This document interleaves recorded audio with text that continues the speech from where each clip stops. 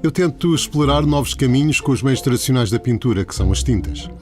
Questiono os modos de colocar essas tintas numa superfície, modificando-a, manipulando-a e desse modo discutir o imaginário estabelecido de que uma pintura será apenas um retângulo colocado numa parede. Assim, os meus suportes, que podem ser telas, muitas vezes são painéis metálicos, recortados, ondulados e agrupados em conjuntos, colocados organizadamente tanto no chão como na parede. O espaço é deste modo invadido pela tridimensionalidade das estruturas que pinto. As tintas que uso são espessas ou escorridas em fortes contrastes de cor. O resultado visual é uma pintura abstrata que pretende deste modo desestabilizar o olhar do espectador. Exponho regularmente desde o início dos anos 80 em Portugal e no estrangeiro. Neste momento exponho o meu trabalho na Galeria Presença no Porto, uma exposição que intitulei de Criss Cross. Criss Cross é uma conhecida jogada no basquete que eu pratiquei intensamente na minha juventude e que tem a ver com um movimento cruzado de passagem na bola. No caso atual, pretendi evocar o cruzar das camadas de tinta na superfície da pintura. Esta exposição poderá ser vista no Porto até 29 de junho. Durante este ano apresentarei ainda o meu trabalho em Amsterdão, Salamanca, Basileia e também em Tavira, Zurique, Óbidos e La Coruña.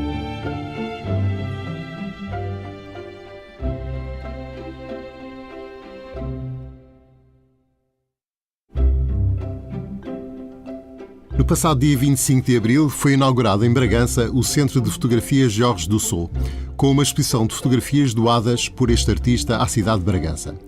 Georges Dussault fotografou compulsivamente pessoas e usos e costumes na região de Trás-os-Montes.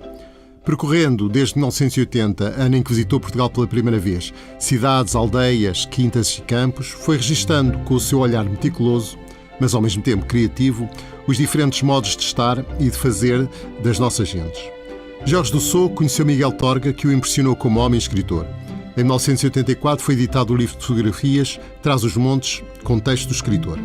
As fotografias apresentadas nesta exposição em Bragança correspondem a uma escolha sobre as apresentadas anteriormente na exposição Crónicas Portuguesas, retrospectiva de Georges Dussault no Centro Português de Fotografia, no Porto, em 2007. Impressionaram-me estas fotografias pela força das cenas, mas sobretudo por um preto e branco cheio de intensidade lumínica, quer nas cenas de interior como no exterior. As personagens das suas histórias surgem como que emanando uma luz interior que transforma o mero registro de um momento, o conhecido instante fotográfico, em obras de arte. Se deslocar a Bragança, não perca também a visita do Centro de Arte Contemporânea Graça Moraes, onde pode ver neste momento obras da coleção Portugal Telecom.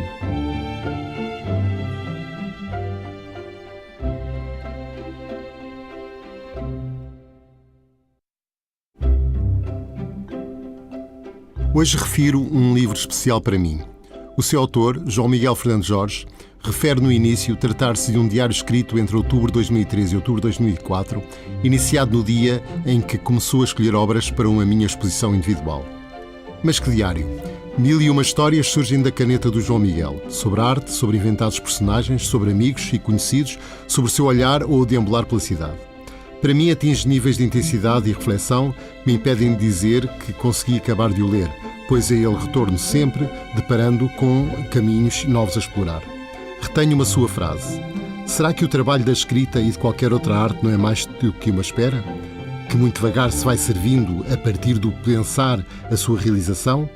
Pois se pensamos numa obra, desejamos e esperamos igualmente essa mesma obra.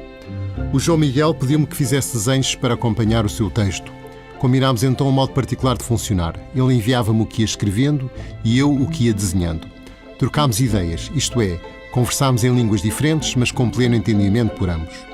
O livro Próximo Outono está nas livrarias.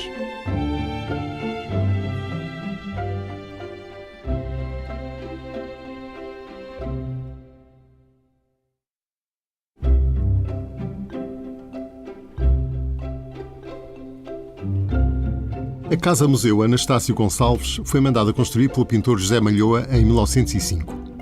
Comprada por Anastácio Gonçalves, que aí viveu até à sua morte, a Casa-Museu abriu em 1980 com o objetivo de divulgar a sua coleção de arte e revelar o espaço de trabalho de Malhoa, pintor referência do naturalismo português.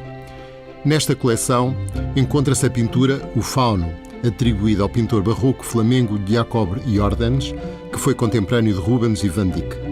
Foi esta pintura e o conhecido poema simbolista de Stéphane Mallarmé L'après-midi d'un faune, isto é, a cesta de um fauno, que o artista plástico André Gomes tomou como ponto de partida para mais uma das suas aventuras fotográficas.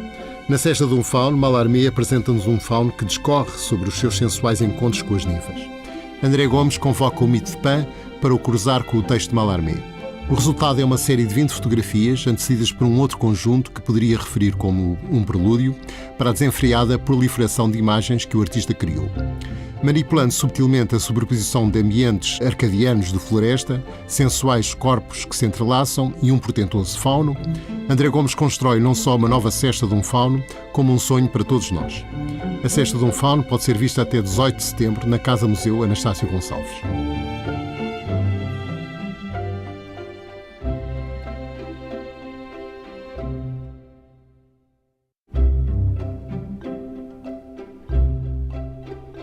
No abrasador à tarde em Sevilha, sou conduzido por amigos a alguns pontos turísticos da cidade.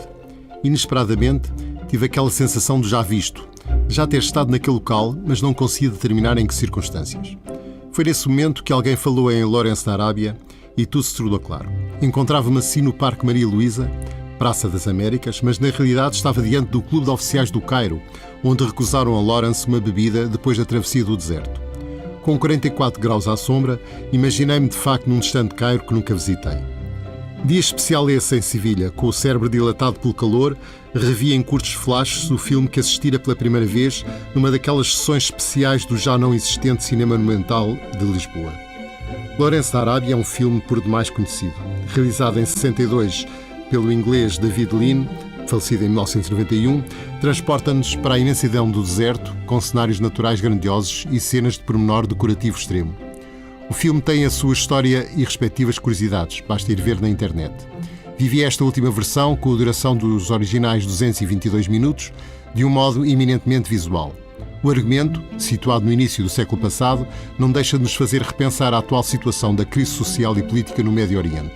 Vale a pena ir ver ou rever em ecrã gigante.